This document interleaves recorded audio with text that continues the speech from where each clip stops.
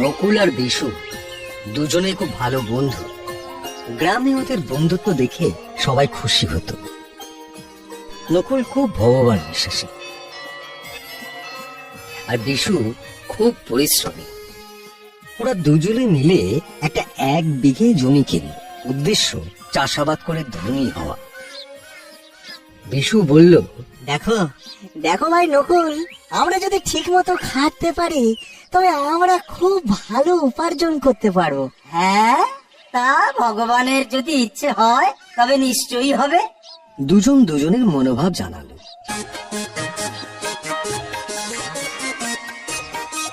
বিশু খুব পরিশ্রম করতে লাগলো, মাটি কাটা, জঙ্গল পরিষ্কার করা, বীজ বোনা। আর নকুল শুধু ভগবানের কাছে আশীর্বাদ চাইল।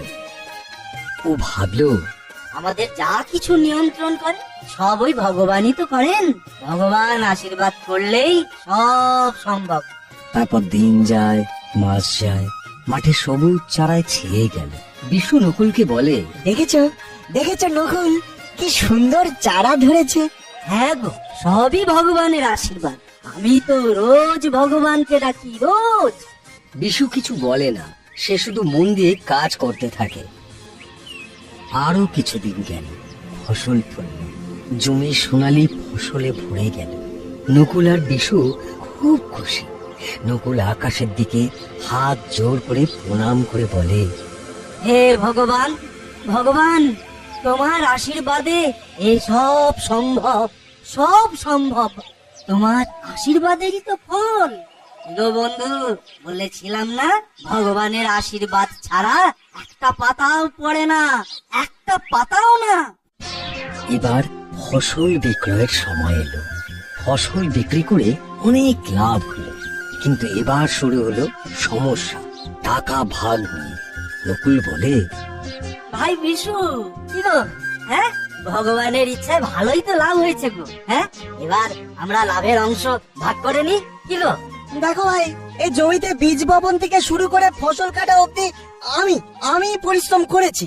সুতরাং পরিশ্রমের তো একটা মূল্য থাকে নাকি? তাই তাই আমারই কিন্তু বেশি লাভের অংশ পাওয়া উচিত। হ্যাঁ, সে তুমি যাই বলো না কেন ভাই, আমার কিন্তু বেশি লাভের অংশ পাওয়া উচিত। ও, তা আমি যে ভগবানের কাছে সব সময় আশীর্বাদ চেয়েছি, ভগবানের আশীর্বাদ ভিন্ন এই এত ফসল ফলতো, বলো ফলতো কি? সুতরাং আমার বেশি পাওয়া উচিত, বেশি। দুজনের কথা কাটাকাটি চলতে থাকে।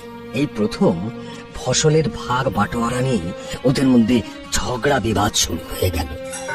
দুজনেই চলল গ্রামের মোড়ল মশাইয়ের কাছে। মোড়ল মশাই সব শুনে বললেন, শোনো শোনো, তোমাদের আমি একটা কাজ দেব। তোমাদের মধ্যে যে এই কঠিন কাজটি করতে পারবে সেই লাভের অংশ বেশি পাবে। এই আমার বিচারে তোমরা খুশি হবে তো? হ্যাঁ মোড়ল মশাই, আমরা রাজি। এবার মোড়ল মশাই দুজনকে 2টো বস্তা দিয়ে বলেন, এই বস্তার মধ্যে কাকড় ভর্তি চাল আছে। কাল সকালের মধ্যে চাল আলাদা আর কাকড় আলাদা করে আনতে হবে। আমি দুজনের কাজ দেখে বিচার করব, কেমন? নকুল আর বিশু দুজনে বস্তা 2টো নিয়ে যায়। নকুল বস্তাটি মন্দিরে রেখে দেয়। মনে মনে ভাবে, হে ভগবান, ভগবান তোমার আশীর্বাদ থাকলে সব সম্ভব হবে, সব। এটা আমার প্রমাণ হবে। হে ভগবান, দেখো ভগবান। কিন্তু বিশু রাতে সেজ বাতি জ্বালিয়ে চাল আর কাঁকড় আলাদা করতে থাকে। নকুল ভগবানের জন্য বস্তা 2টো রেখে ঘুমিয়ে পড়ে। সকাল হয়। বিশু বস্তার চাল আর কাঁকড় যতখানি পেরেছে আলাদা করে মোড়ল মশাইয়ের কাছে নিয়ে এসেছে। হুজুর হুজুর, পুরোটা সম্ভব হয়নি, কিছু বাকি আছে। মোড়ল মশাই মৃদু হেসে বলেন, এবার এবার নকুল কি করলো দেখি, তারপর বিচার করব। ওদিকে নকুল ভগবানের উপর ভরসা করে ঘুম থেকে উঠে বস্তা নিয়ে মোড়ল মশাইয়ের কাছে উপস্থিত। মোড়ল মশাই জিজ্ঞেস করেন, তুমি কি পুরো বস্তার চাল বেছে এনেছ? নকুল হাত জোর করে বলে, না মোড়ল মশাই, আমি সব কাজটাই ভগবানের উপর ছেড়ে দিয়েছি। দেখুন মোড়ল মশাই, তার আশীর্বাদ আমি নিশ্চয়ই পাবো, নিশ্চয়ই। নকুলের উত্তর শুনে মোড়ল মশাই বলেন, তবে তুমি তোমার 2 হাত ব্যবহার করনি, ভগবানের হাতের ওপর নির্ভর করিস। বেশ বেশ বেশ। দেখি একবার তোমার ভগবান তোমার কাজটা ঠিক করে করেছে কিনা। খোলো খোলো খোলো খোলো, বস্তা খোলো। নকুল বস্তা খুলে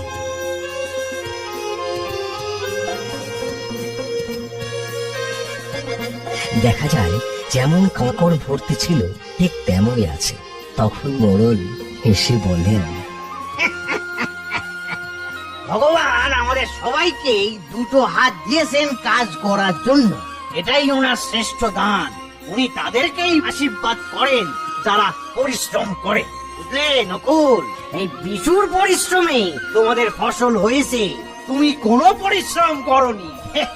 তাই লাভের অংশ বিশুই বেশি পাবে।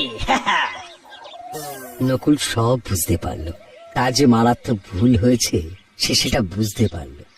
মোড়ল আরো বললেন, নকুল, তুমি যদি বিশুর সাথে হাত মিলিয়ে কাজ করতে, তবে তোমাদের আরো ফসল হতো, আরো বেশি উপার্জন করতে পারতে।